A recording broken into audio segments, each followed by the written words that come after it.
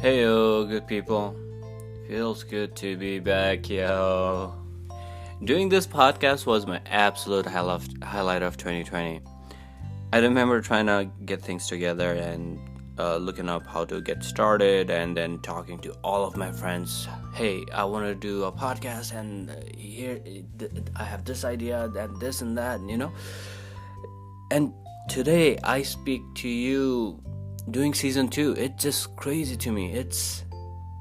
And the gap I took from season 1 and season 2, I missed it.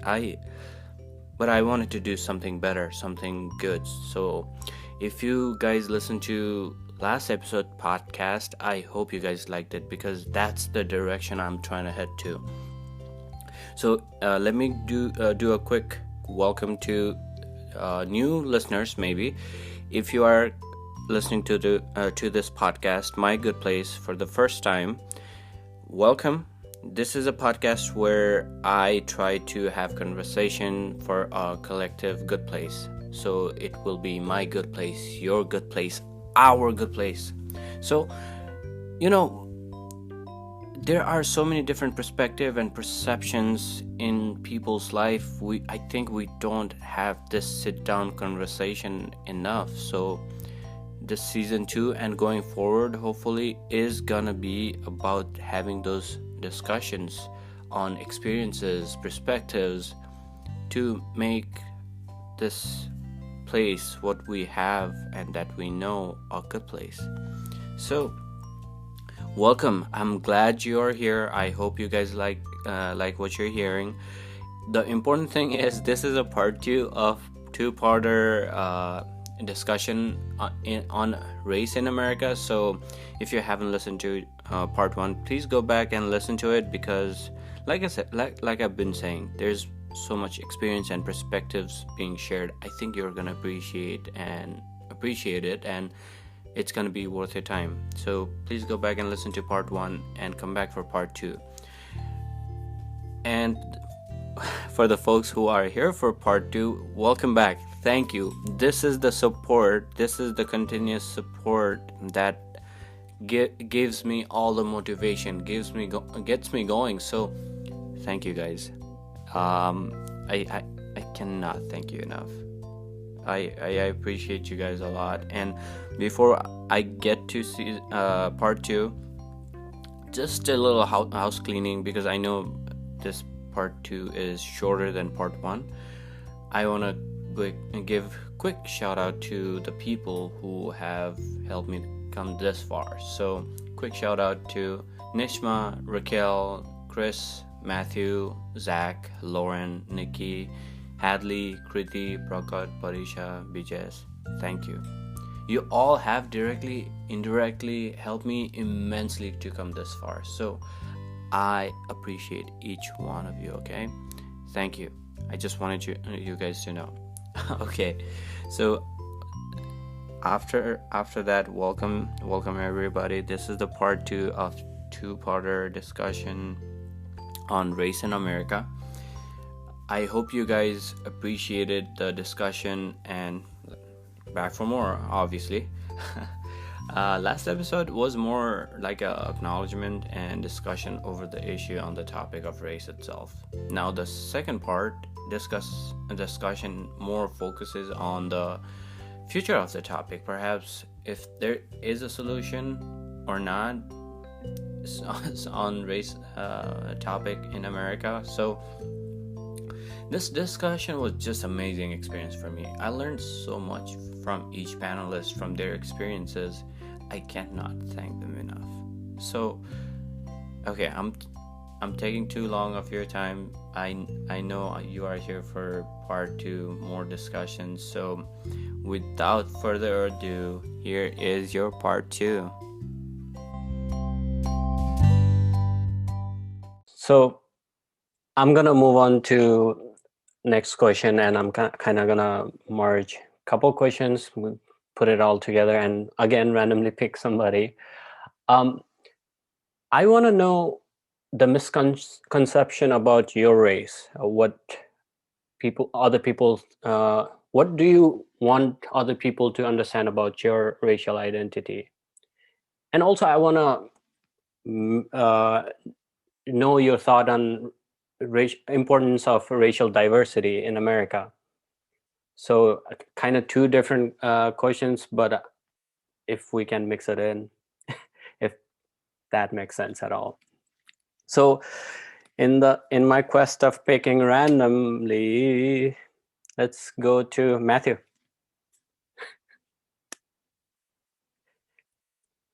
You love it when I do that. I don't know, the top three things I would say. It doesn't have to be three necessarily, but Oh, okay, yeah. yeah. I would say the top thing that people should know about, you know, me and my race is we're not monolithic. Uh, Everyone has their own. We kind of have our own background, even though we're all treated the same way. We kind of react differently to certain situations. Um, you know, we grew up in a different environment, and I've always said, you're a product of your environment. I mean, there's certain things that I don't know about Black culture in America.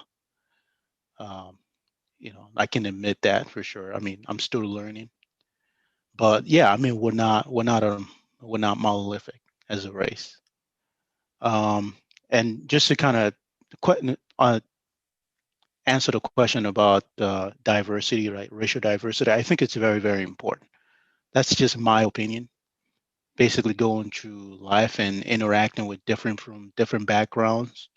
And United States is, like you said, it's the melting pot.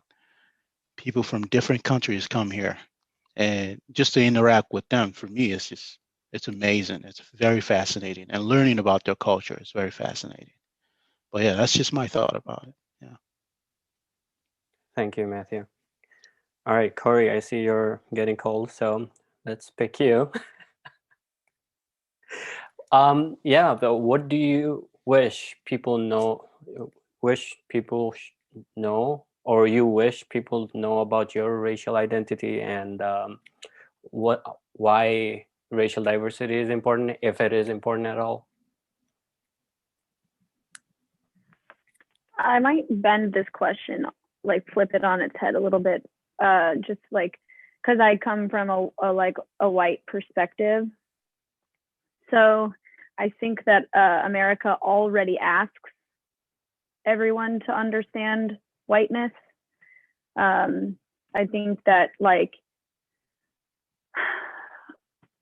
um, for me, it's more about I don't feel like I need to ask people to understand me more.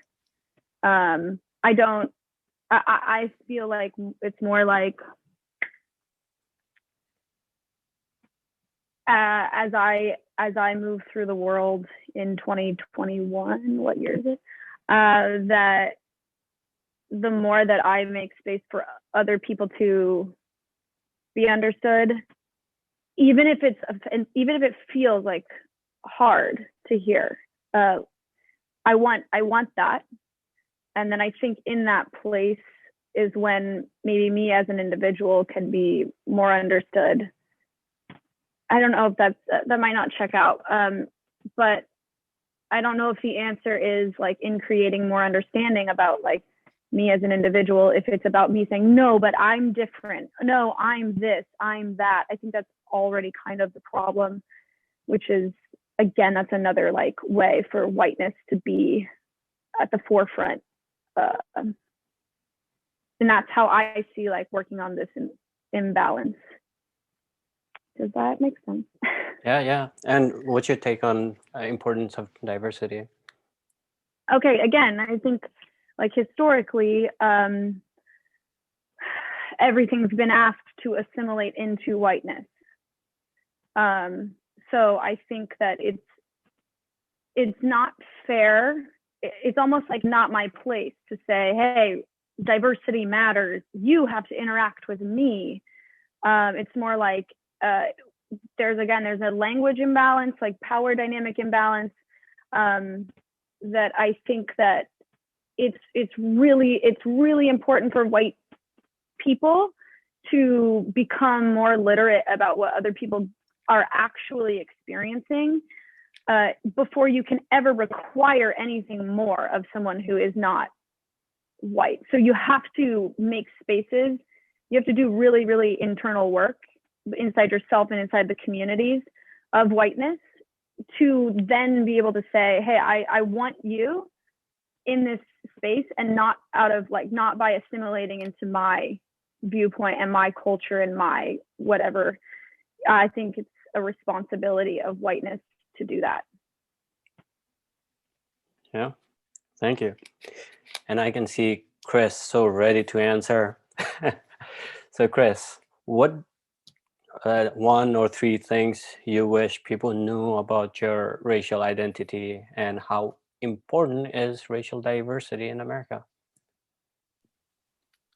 I think to the first point, and it's something that's probably been in the cultural forefront for the last 20 or so years, is that not everyone that's from the Middle East is a religious zealot. There are, obviously a few bad apples that that give the people a bad name, but not everyone is a fundamentalist in that sense, and adheres to the doctrine in the ways that some people do. I think there's a lot of misconception. People assume that just because you're a Muslim, that that you automatically support stoning people, or just these very backwards things that existed at one time, but it's not representative of the people, that the majority of people, I'd say.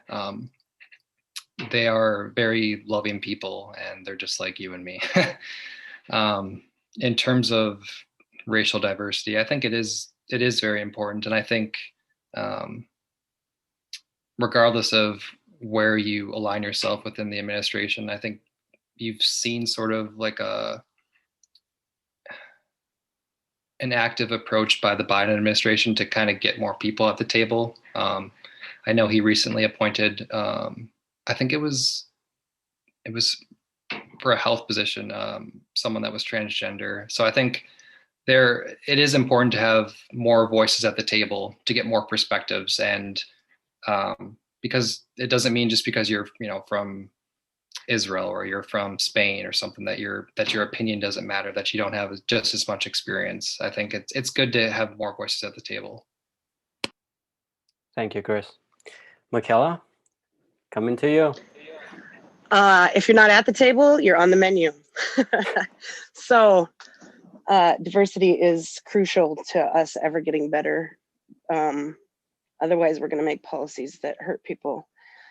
The things that I would like people to know, the white part of me, I don't need people to know, just like Sarah said. I don't need people to help me with that. We're good. But natives don't all live on reservations. They don't all get money. We're not all enrolled, and we definitely are not all the same. We don't look the same. I have two very white daughters, and I have two very brown boys. So yeah, and asking is okay. I think that people, when they have a misconception,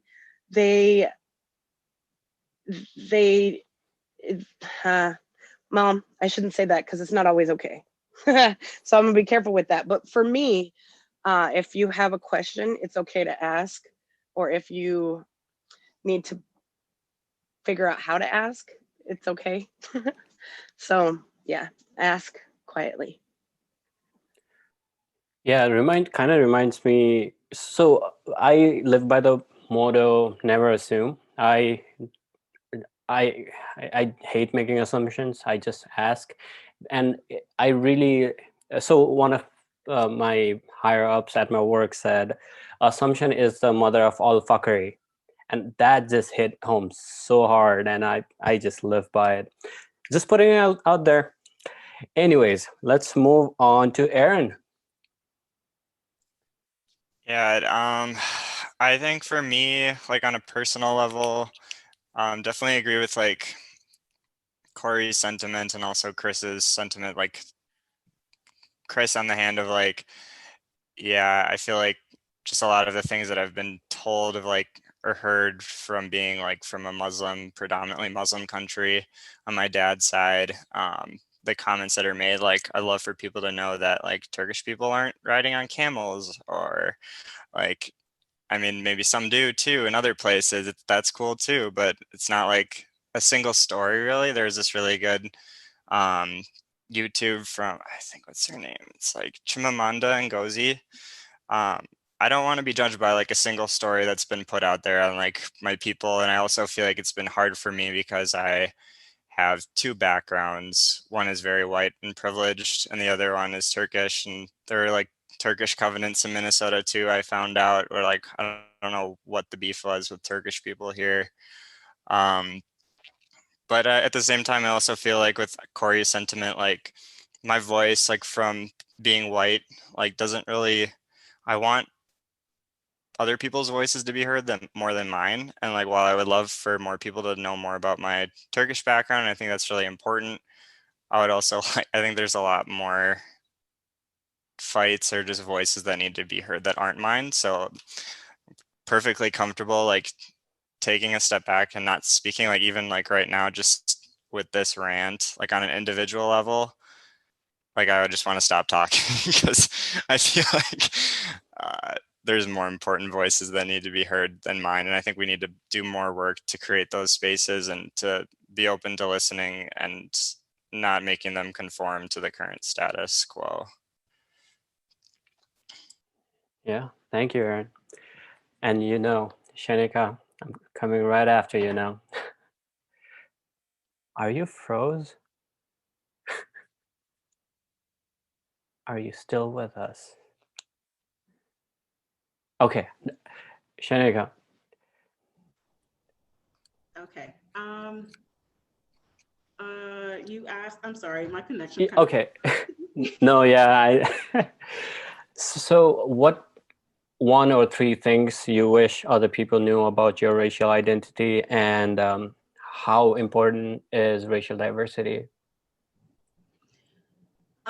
Well, firstly, I would say racial diversity is very, very important. I think that like I mentioned before, like there are definitely power dynamics within our culture, and we need to acknowledge that there are not as much people of color that are in positions of power, and we definitely need that diversity and that representation. It's just, to me, very, very important.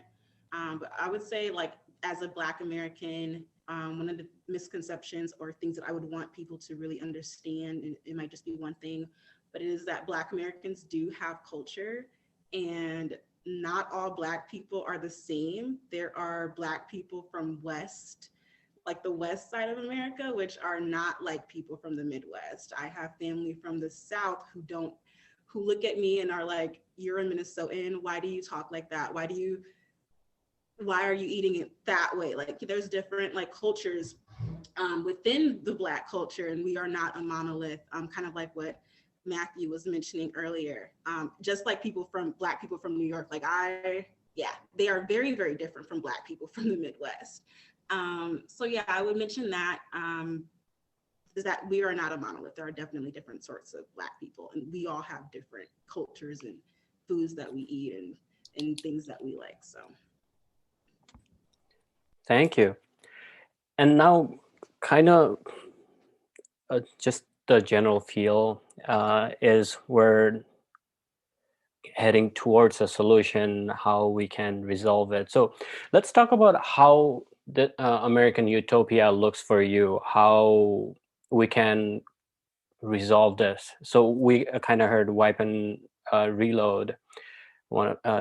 And yeah, in your opinion, what's your American good place? What's your and since the name of the podcast is My Good Place, let's bring the theme back. Yeah, what's your American good place and what's your American utopia? And let's start with Michaela.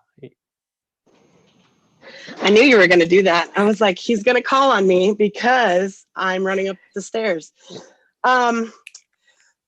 So I don't think that we are as much a melting pot as we are a tossed salad. And that could be taken the wrong way, but I like the fact that we have different cultures to choose from. I like the fact that we have so many different avenues, and I think that we should embrace that. We should allow diversity to be diverse, allow cultures to be themselves, and we should make space for that. So I don't have a lot of faith in America.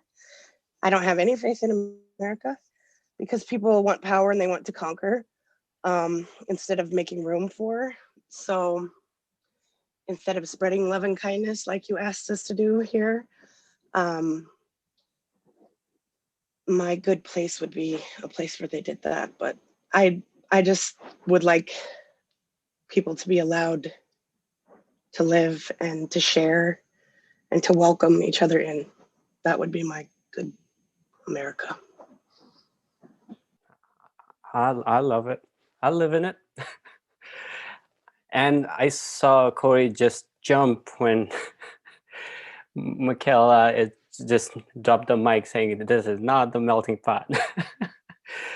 Corey, so I am coming to you. What's your American utopia look like?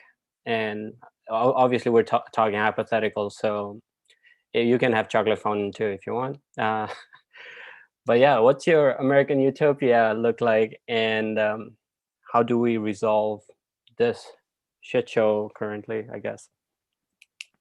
This is an insane question to ask.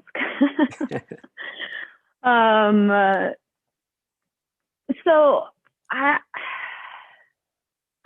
don't know if we're at solution time yet. What I mean by that is like, when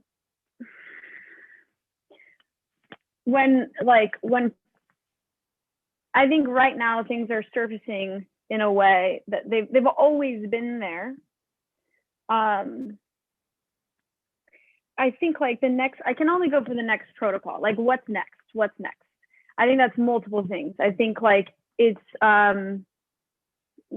like evening out who's in power, where they're in power, are they in power for like, and able to like function in their own voice, or again, are they having to assimilate in that position of power to the power dynamic? So there's like really concrete things, and how money is shifted around and where it goes to and what's funded. I think there's a lot interpersonally. Like I literally think that all white people should like be going back to like embodiment school of learning how to, there's what's his name who wrote My Grandmother's Hands. He talks about somatic abolitionism basically, and he has a program for like white people to undo the somatic sensation of like the power dynamic of whiteness. And the reason why I think a lot of those things are really they matter is because of like a lot of people like this summer jumped to going, oh, like, okay, here's a really weirdly niche example. There's this thing called the Pilates Method Alliance. They're the head of Pilates. I'm in bodywork personally. And they are predominantly white, and they allowed for, what they did is they like went, oh, everybody wants diversity. Oh, let's hire 4 Black women. And then they didn't have the ability to like, they basically asked these women to assimilate to like what's already there. So naturally, all those women left eventually, like not that long after, because that was too quick. Yes, thank you for the name. Because it was too quick to be going to like, oh, here's the solution. Let's fix what we on the outside had wrong. But they didn't do any inside work to actually like change their dynamic and power structure. And so in my opinion, like the next protocol is to start like doing, if you aren't doing that, it's to be doing anti-racist work. And then, I mean, I also haven't really mentioned, obviously, I love diversity. I love learning about new people. I love it.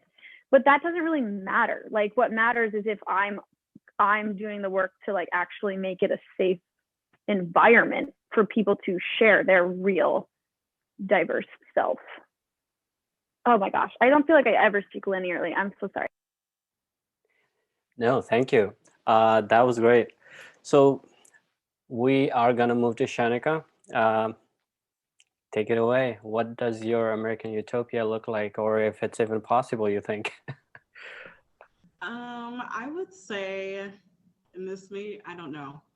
My American utopia is giving Black people reparations, and there may not be an American utopia until I feel like America actually acknowledges the centuries and centuries of systemic racism that has happened here. I don't know where my utopia would be. I feel like a lot of Black people are kind of just like, where would that, where could we go and where do we go? But truly, like, until reparations happen and until we, and I feel like we're steps closer to that, but until we acknowledge and we provide avenues for people of color who have built this country to succeed, there will not be a utopia here for me. Thank you, Shanika. Chris, what are you thinking? Can we build an American utopia? What does your look like? Maybe not in our lifetime. I think we can start initiating those conversations to hopefully correct that imbalance. I think ideally, I'd want to live in a world where it's no longer really a headline when, a person of color is promoted to some position, like, let's say, what is it? Kamala Harris, the first African American woman to be vice president. Like, I wouldn't want it to be, it's so much like a headline now where I want it to just be like a normal thing where it's like, oh, so-and-so is promoted to this position, or it just becomes commonplace where we don't actively think about it. That's just the way things are. Like, everyone's kind of treated equally, given the same opportunities. I don't know how we get there, or if we can get there. Maybe our generation can't, but I think at least from what we've seen over the summer, I think the younger generations are kind of going to be responsible for kind of spearheading that direction, or moving our country hopefully in a much better place. Thank you, Chris. We can hope, right? Aaron, what are we feeling? What are we thinking? I don't know. It's hard to picture. Like, I think, like, definitely agree with the sentiments that have been shared. I think there's a lot of work to be done. And one thing that I think we haven't really talked a lot about yet is just like media's role in all this, and like especially social media, and how you can kind of live in your own like echo chamber that just like keeps reinforcing what you already believe, and you can really like opt out of these conversations and live in your own bubble. So I think like trying to find ways where we can dismantle that whole system, and there's a lot of power there right now, is a huge job that needs to be done. At times it's like disheartening when you see like the people that are in positions of power don't even understand how those systems are created, like social media platforms, like how they even work. And then I think just trying to have better representation, of course, in our government, but like on a federal level, that's just so far removed from so many people that I think it's like comes down to putting in the day-to-day work and fighting every day. I feel like there's a lot of work to be done and a lot of like conversations to be had still, where if we're talking about things on like a national level, it's like what's going on at the individual and day-to-day level here that we actually like have control over as citizens. And I think that's like voting, trying to get people in positions of power. Like, it was really great to see like more women running for office and trying to make more progress in that aspect. But I think we probably, I don't know if we'll see it in our lifetime. I don't think we'll see it in our lifetime. I think it's just a matter of like keep educating ourselves, keep trying to like have difficult conversations, keep putting in the work. I don't know. Not trying to be preachy. It's a very general statement. Yeah, totally feel it. All right, Matthew, you're up. You're American Utopia, brother. I sort of agree with everyone too. I don't know if it's, and kind of like what Chris said too, I don't know if it's possible in our lifetime, but like you mentioned, we can start initiating, um, you know, what we can do. Um, I mean, I don't know, it's very difficult. Honestly, it is. It's very difficult to kind of see like the other side. But I mean, I would say what I want doesn't really matter what I want, but is for everyone to start talking to each other about it, about the whole situation. Um, it's for America to actually acknowledge its past, which it's going to take a while for that to happen.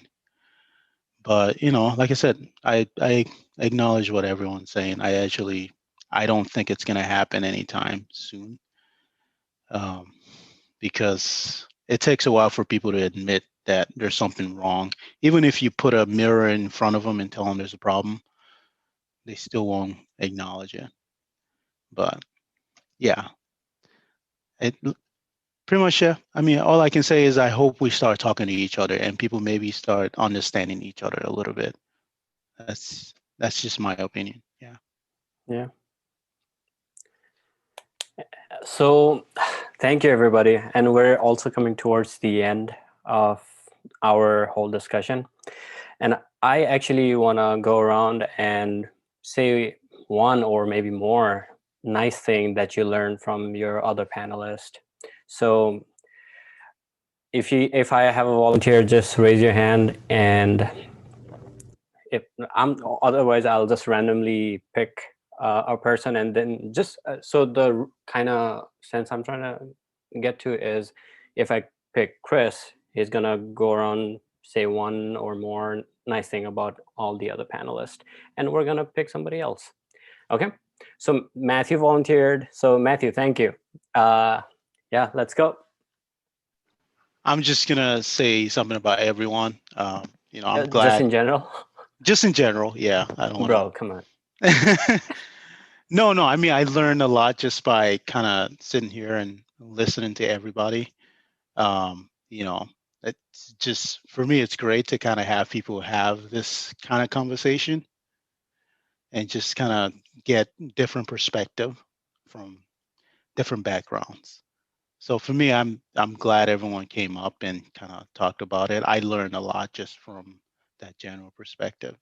Yeah, it's just a general. Thank you all. Yeah, Matthew is just being super diplomatic. Okay, so next up, Chris, why don't you go? Just pick everybody in the room. Don't be like Matthew. I can't cheat like Matthew now. No, that's cheating. I call recount. Uh, one thing that I learned, I guess, in a way, and I didn't really know this going in, but I guess it's not directed towards one specific person in general, but I didn't realize like how difficult in a sense it would be to talk about some of these things. We don't, I mean, maybe other people do, but um, it's not something that um, I guess like we read about it, we hear about it, but we don't maybe contemplate and think on it. At least I guess for me, it's not something I'm doing every day. So I guess it was nice to be able to put myself in a different mindset and kind of try to open up and kind of gain a larger understanding. Thank you, Chris. And you actually give me a good idea. We don't have to pick somebody to appreciate. If you want to do that, feel free. But you can just talk about what you appreciated about this discussion itself. So, Aaron. Yeah, I feel like I learned a lot today. I think like um, the story about like not wanting to share your information or not wanting to get the police involved really impacted me with your car accident the other day, and Shanika, and I yeah, it's just I think having more conversations like this, especially during COVID, is important when we're social distancing, because we're not a lot of us aren't around a lot of other people right now, and I think it's really easy to get kind of cooped up. And there's been a rise in like mental health issues during this time, especially with the rise in like unemployment and also just continued other issues we have in the U.S. So I really appreciate kind of like what Chris said, just being able to come out, get out of my head for a little bit, talk to people that are new that I mean, you don't really get to meet strangers very often. So again, like, thank you, Neeraj, for bringing us all together and having this conversation. I feel like it's really,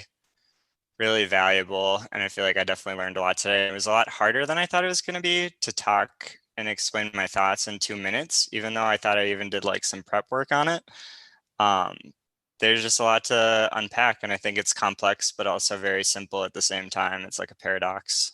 So I'll end with that, and just very appreciative to be here. So thanks, everyone. Thank you, Aaron. Michaela. I actually thought this was going to be way harder, but everybody was. I guess I didn't really come in with gloves on or anything. I didn't, but oftentimes these conversations can be a lot more heated, and this was very. We're all very like-minded. I think we all kind of want the same utopia. We all agree that we're not going to see it, unfortunately.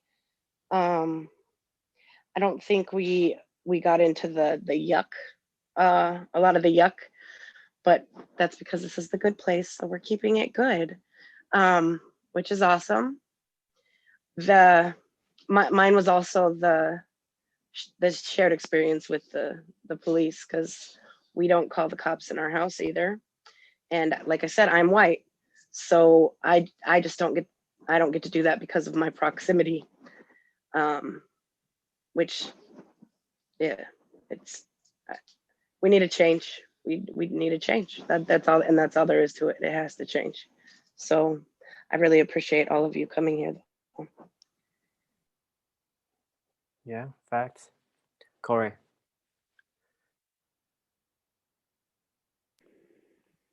Wow, I was dreading this, to be honest.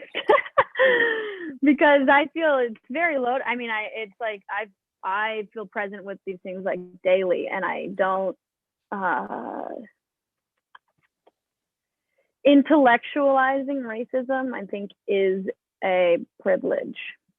I think experiencing it, I think it's in the body. And so I honestly was just like, oh God, I don't want to talk about it. I don't want to talk about it. It's not that I don't want to talk about it. I don't want to talk. I'll be fine to come listen, but I did not want to show up and talk. Here I am fucking rambling. But I was reminded again, like reaffirmed, that this stuff is in the body. It's real trauma. And it's like, it's actually really, it needs to be treated that way as well. It's physical. I mean, not wanting to call the cops is that's, if you notice, like it's physical. It's in the body. It's like, it's about reparations. It's about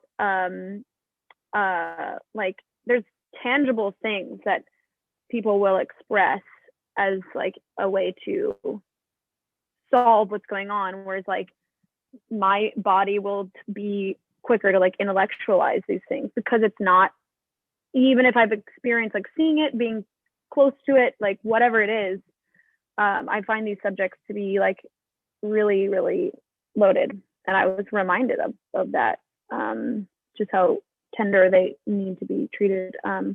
But also like encourage that, like there's like 1, 2, 3, 4, 5, how many people are here? I can't count anymore. I lost it again. That there's that many people willing to show up and like share, and like this like grassroots thing is encouraging. So thank you all for sharing your stories. I'm sure it's like even more tender than we even like were able to let on. Thank you, Corey. Shanika? Yeah, I would say I just truly enjoyed hearing everyone's experiences, everybody's, and it was just really relieving to know that there are people out there who are advocates and want to also see change in the world. So just really grateful for this conversation. And like someone else mentioned earlier, like we don't get to do this, much contact like this anymore. So just really great to have this interaction and conversation. Thank you, Shanika. So that kind of wraps our discussion for my season 2 first episode. And I cannot thank you guys enough. I know this could have been something else. This is definitely quote unquote uncomfortable, as we discussed.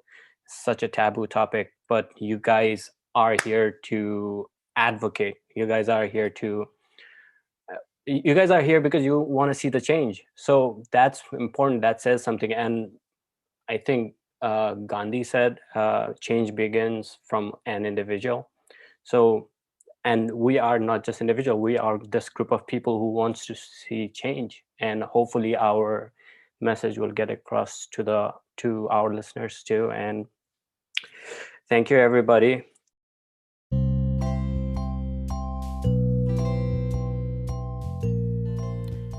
Hey, you good people. Okay, this concludes this awesome discussion on the topic of race in America. Hope you guys appreciated everybody's perspective, their experiences. And I quickly want to requote James Baldwin again. Quote, "Not everything that is faced can be changed, but nothing can be changed until it's faced." End quote.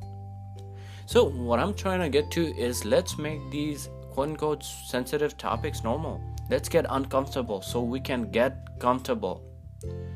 Do not be afraid to ask. Don't assume. Just try to be a decent fucking human being. Anyway, next week I will be discussing on the topic of mental health. It is something really important to me. So if you're listening to this Tuesday, I probably should have recorded this mental health topic already. So I will be putting out next Tuesday.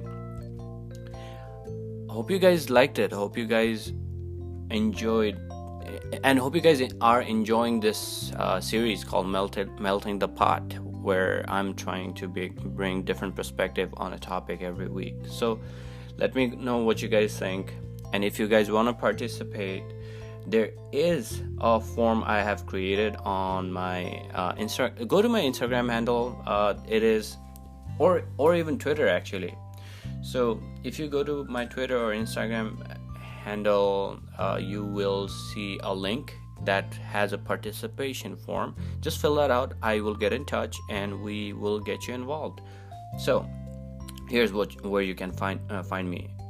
Instagram or Twitter at mygoodplacepod. Just fill that out, fill the participation form out, and like I said, I'll get in touch with you. And if you have any feedbacks or if you want to email me, my email is mygoodplace.pod@gmail.com. Or if you want to leave me a voicemail, the phone number is 612-524-8235. And finally, my little house cleaning. If you guys are free and if this resonates with you, please share it with your friends, family, not for kids, I think, because I let people swear. But one last favor, give me 5-star reviews on Apple Podcast and follow wherever you're listening to this podcast, because all of these kind of help me get to other people, and then hopefully this message resonates with everybody. Let's make this place a better place. Like I said, our good place. Okay, thank you all. I'll be here next Tuesday.